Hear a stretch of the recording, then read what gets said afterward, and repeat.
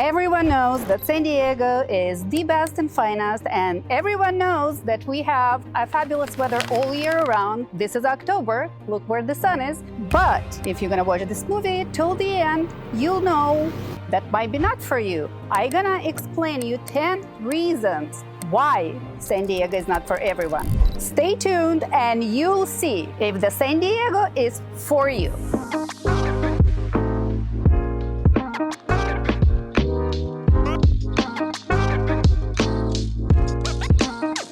Everyone, welcome to my channel. My name is Galina Shekhtman. I'm a resident of San Diego for over 35 years. Wow. Everybody knows that San Diego is the one and only on this coast with the most beautiful weather year-round, with our beautiful blue-watered beaches and golden sands. But if you're gonna watch this video till the end, you'll find out. Because today I'm gonna explain to you why San Diego is not for you, and I'm gonna point you 10 things that you might not like and you will not be willing to live in San Diego. Number one, we are in California, but San Diego mainly, we have a very high cost of living. And I mean everything, starting with our housing, our gas prices, even the rentals in San Diego are so expensive. Right now, I am in one of the best downtown districts, this area called Little Italy. The rent in this complex for 2-bedroom, 2-bath, not even 1,000 square foot, almost $5,000. Well, there are pros and cons to that. Yes, you live in the middle of the downtown. Yes, you can walk to all the stores. Yes, you're gonna have transportation, but do you have $5,000 to pay every month? So the conclusion is the high cost of living, it's not only your housing and groceries and gas prices, but also everything that's connected to it.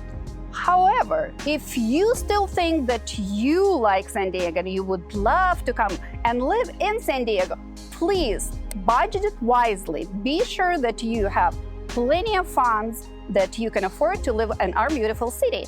By the way, the gas prices are $5 per gallon. Number two is expensive housing market. By expensive housing market, I mean that the average price per property sold in San Diego plus minus $1 million. However, we have properties for $1.8 million. And right now we are here in this beautiful Little Italy area, and the little condo is over $700,000. Not counting maintenance, which is HOA, Melrose, and all of your utilities. That being said, you might have problems getting a loan for these high-end properties, or not even high-end properties, but for the properties or to purchase the property in San Diego. I mean San Diego and County. There are multiple areas within San Diego, not only by zip codes, but like Escondido, Rancho Santa Fe, La Jolla. Each of those areas have not only different zip code or zip codes, some of them have multiple zip codes, but also they are different areas. When you mailing the letter or you doing the mailer, a present or a gift, in La Jolla you would say not San Diego 92037, you would write La Jolla 92037. If it's Del Mar, you would write Del Mar 92014. San Diego pricing for the single-family homes probably 40% higher than average household or on the market within the United States. Don't be surprised when you're gonna start shopping for homes or condos or townhomes, whichever you prefer. Number three is traffic congestions. I cannot stress enough how congested our freeways, especially during traffic times like morning and evening when people either go to work, take kids to school, or come from work and bring kids from school. On the top of the high volume of cars on the freeways, San Diego, having luck, city transportation. While you can get from the point to point, somehow we do have buses and the trolley. Not every single zip code or area is connected to the public transportation. So conclusion, if you're planning to live in San Diego, be sure that you have at least one vehicle for each member of your family, obviously not including kids. Number 4, limited public transportation. I touched it a bit. So if you were gonna look at some big cities like New York, even San Francisco and Los Angeles, they have much more public transportation than we do have in San Diego. Yes, if you live in downtown, like here, then you can walk to the stores, to the grocery stores. You can even walk to the beach. It's like a few blocks away.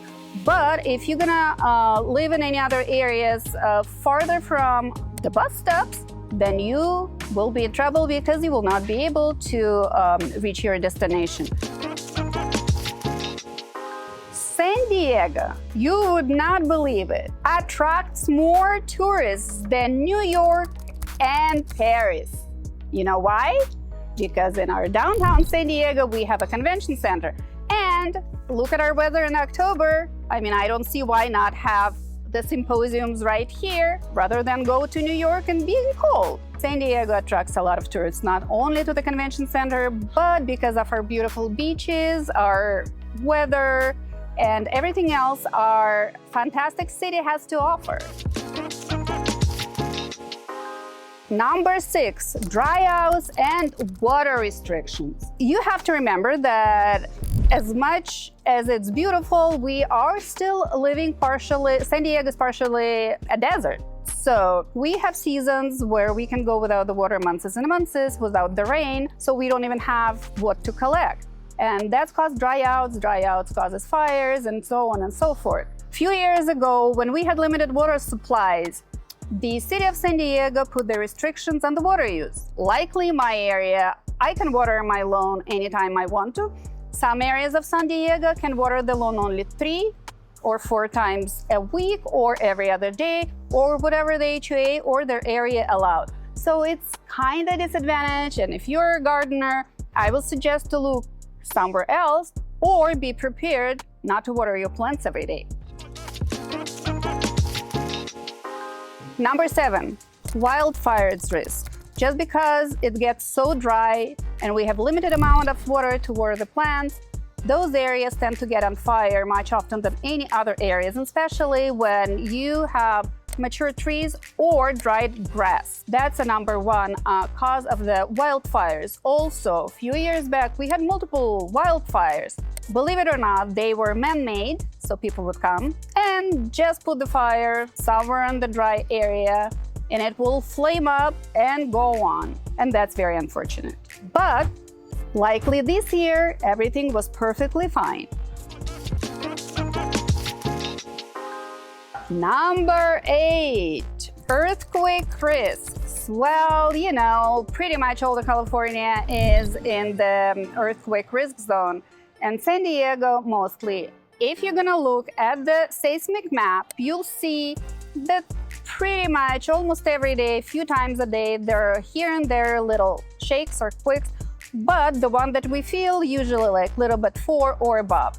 Likely enough, we never had an epicenter right here in San Diego. It's always elsewhere, but not here. But if you see those beautiful skyrise in our downtown, they're prepared for the earthquake up to 8 magnitude. The corner of the walls are adjustable. We already seen, I don't remember the year, the earthquake, and as you still can see, they all here in our beautiful downtown. We have the highest taxes in the nation, and that could be a big burden to potential home buyers. What I want to warn you about, if you're purchasing your house and you for sure know that you can afford the housing and pay your mortgage and insurance and everything else on your property, be sure factor in for not only for property taxes, but for our income taxes as well. Although I have to tell you that our property taxes on the house are plus minus 1.1% from the purchase price of your house. The income taxes in California vary, and it's between 1% to almost 13%, well, depending on your income. Number 10. I'm not sure if you're gonna like it or not, but we do have limited seasoning, and I call it spring all the way with a little bit of summer and some fall. if you live in New York or Colorado and you might tend to go snowing, guess what? We do have Big Bear Mountains right here. It's like an hour and 40 minutes, or you can go to Mammoth. But within San Diego, there is no chance, or I would say slight chance, to see the snow in winter. Not talking about the summer, of course, but we do have beautiful spring and beautiful fall. So if you're a four-season lover, San Diego is definitely not for you. But if you're someone who appreciates spring all around, welcome to our best and beautiful San Diego.